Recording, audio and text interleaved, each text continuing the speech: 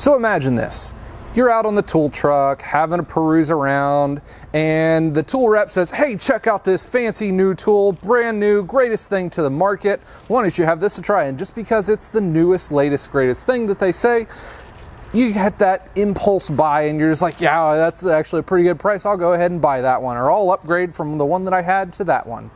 Well, this is going to be my list of 5 things that I regret buying. They're maybe not bad quality by any means, but those things that I bought on kind of an impulse whim or off of whatever the Snap-on or other truck guys said, and I ended up either A, not using them, or B, they're just junk.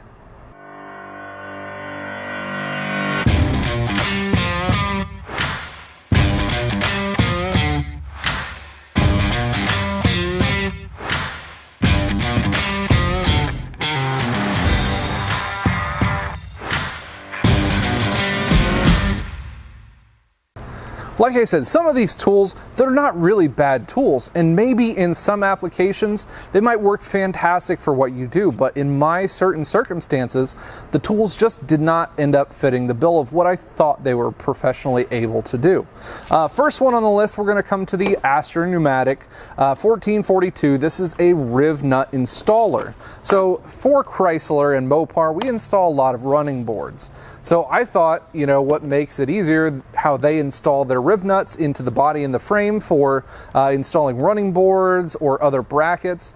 They'll actually just give you a bolt and a sleeve and a nut to be able to install these riv nuts. And I always thought, man, there's got to be something better and easier than this. So I bought this Astro Pneumatic riv nut installer.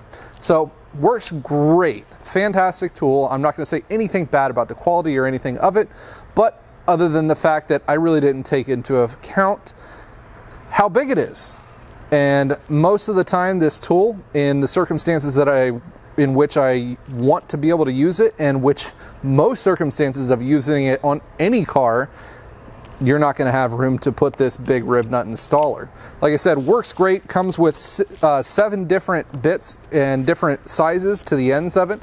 Also comes with a bunch of packs of riv nuts and everything with it too.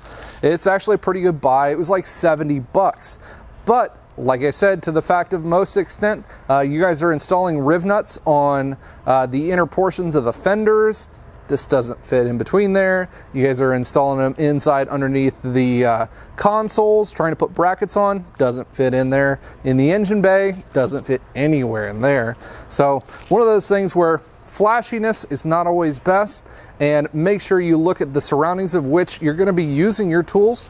So number 1 on my list of tools I wish I wouldn't have bought was the Astro Pneumatic 1442 riv nut installer. Next on our list, we're going to have a look at the Milwaukee right-angled screw drill. Now, this drill, I thought originally this thing was going to be the cat's ass because I work on a lot of cabinetry on the inside of conversion vans, inside dashes, having to screw holes inside of those areas quite often. So I really wanted something to be able to put my drill bits into, and this was what was out on the market at the time. And unfortunately, it's just not that great of a tool. The delay on the tool is pretty significant. Even if setting it all the way at certain different settings, it's even worse when you set it to a lower setting. The battery life on this one is not all that great unless you guys are using the larger batteries. And at the point of using a larger battery, it kind of takes away the idea of having it compact and nice 90-degree angle to fit into those smaller spaces. On top of that, the chucked head, it takes up more room than you really think, because the insert where you put your drill bits down into is not all that deep either. So you guys really have to get some of those jobber, the smaller drill bits, to be able to even think about working on this inside of the conversion van cabinets. The power levels on this thing, they work okay. I haven't had anything really go wrong or anything other than that with it, other than it just doesn't really perform up to the standard of what I thought it would. I ended up doing a replacement and getting the Snap-on right angle screw gun here for this one, and I ended up getting the chucked version because the head on this one is quite a lot smaller. Plus I'm able to use, which I actually use Milwaukee bits inside of this one for being able to use that for the chucked head. The chucked head is quite a bit smaller, as you guys can see. We got about an inch or so shorter head to it. It's got more capability of putting this thing to either full drill or down to a bunch of different detents on how hard it works. Battery life on this one is going to be a little bit better, but it's also because it's a 14.4 battery. It's not as much as stepping up to the larger M12 batteries on the Milwaukees, but it does work a lot better in the circumstances that I needed to. So that one ended up fitting the bill a lot better than what the Milwaukee right angle drill did. Now we're going to get to a couple of the other ones that come from the Snap-on variety that I ended up purchasing off the truck. The next one that just didn't fit the bill was going to be the Snap-on EXDL10 extractor bit set. So this one has a 10-piece set to it. The case, it does have a pretty decent case, other than the bits kind of fall out if you don't open the case exactly right and they get caught just like that. The bits that are in here that are actually drill bits, they are reverse thread, so that makes it a little bit easier for the extractors to catch onto if there is any kind of windings that end up drilling through these. The problem that I have with this kit is these are not very well hardened at all. I'm pretty sure I've replaced more of these bits than I have any other drill bit of any other manufacturer or quality in the history of me using drill bits. So not only that, the drill bits has that going for them, but the extractors also, in the way of extractors and easy outs, you know, you guys usually start off and may abuse these a little bit. I've had quite a few years experience with using extractors, and these ones are not anything fancy when it comes to extractors. This kit definitely is not worth the $87 that I originally paid for it. Way overpriced, and like I said, I've had these replaced or had to replace them on my own because I just got pissed and snapped them off anyways. That they definitely weren't worth the cost.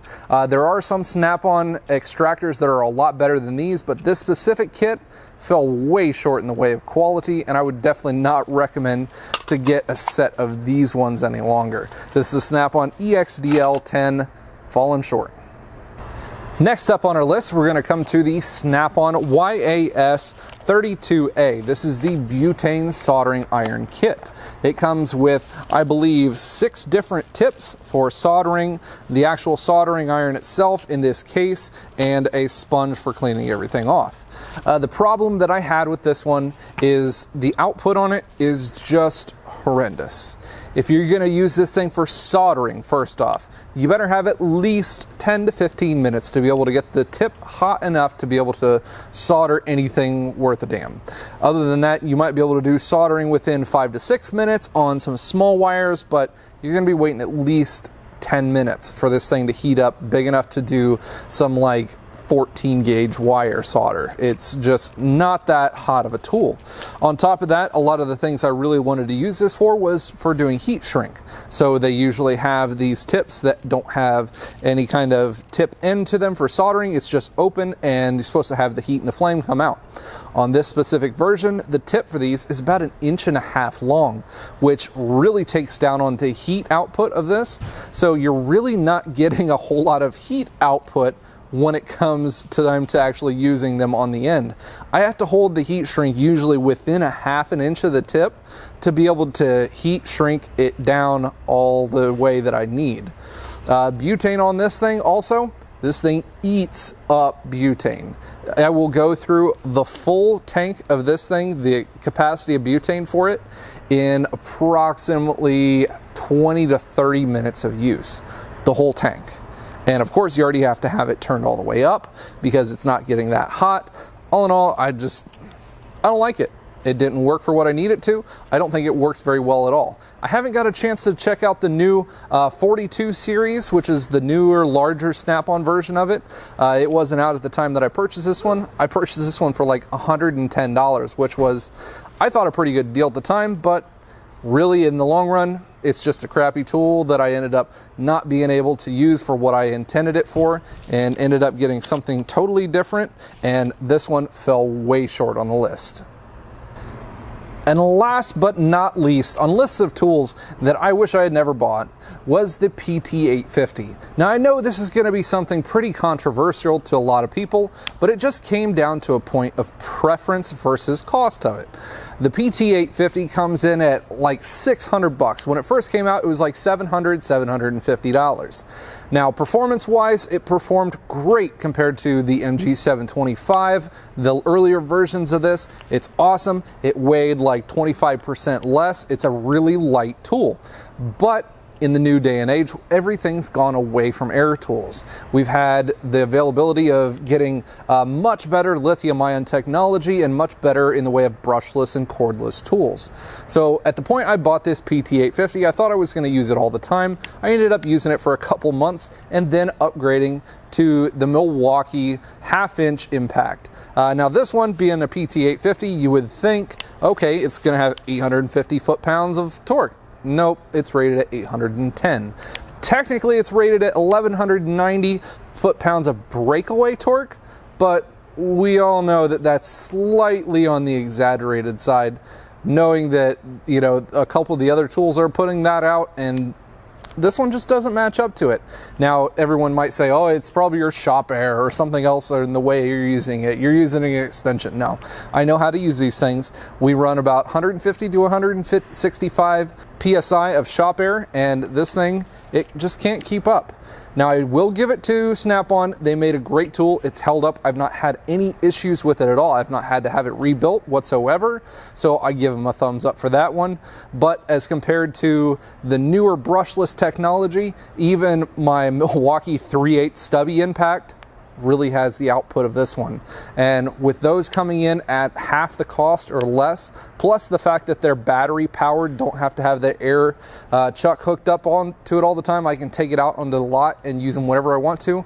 This thing just falls short for what a lot of guys in the automotive industry want to use it for. If you're one of the guys though who really love their air tools and like to use them still in the shop all the time, this is going to be one of the best ones in the market still.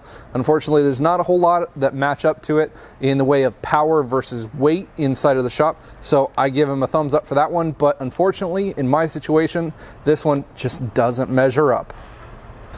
Now let's get a little bit more interactive with this one.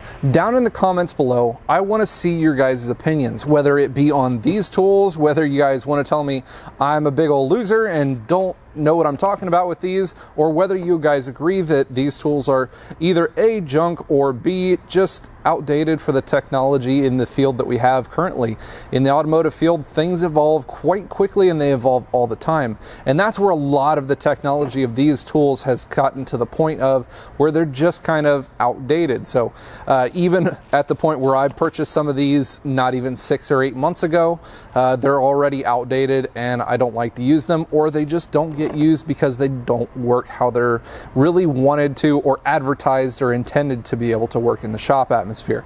So let's hear you guys' opinions down there, or if there's any other shop tools that you guys think were a terrible buy for you in the shop atmosphere, go ahead and throw those down in the description as well. Maybe we might be able to go through some of those later on in the future also.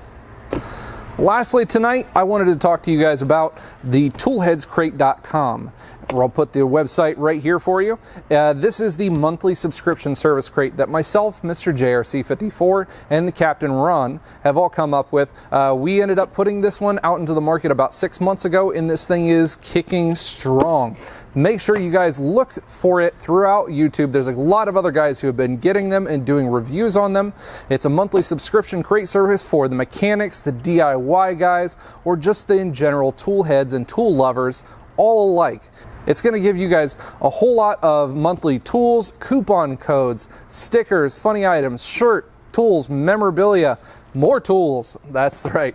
It's going to give you guys a whole lot in the way of things that you really don't know what you need until you guys see it come out on the market. We deal a lot with a lot of tool vendors, and right now we're starting to get to the point where we're starting to deal with a lot more companies, and things are getting bigger, better, greater every single month. Make sure you guys go over and check out toolheadscrate.com. This month we're running a special 10% off. So if you guys go over to our Instagram page, you guys can see where we can get you 10% off of crates for your first subscription month. Make sure you go and check out www.toolheadscrate.com. I want to thank everybody for tuning in today. It's been a really great time. We've got a whole lot more coming up on the channel. We've got a bunch more tool things coming down the pipeline with SP Tools. We've got some really awesome stuff coming out with some manufacturers that you guys have not seen before. More nifty tools are coming down the pipeline also. And to boot, we've got the Duramax build still rocking away. You guys might think that we kind of plateaued on it, but no. We're working with some big companies on doing some even bigger things to that truck than we even originally thought. I never thought that that build would get to where it's at, but it definitely has. So make sure you hit that subscribe button, hit the bell notification for when you guys can get notified of me coming out with new awesome content just like this one. I appreciate it. Thanks, and you guys stay awesome.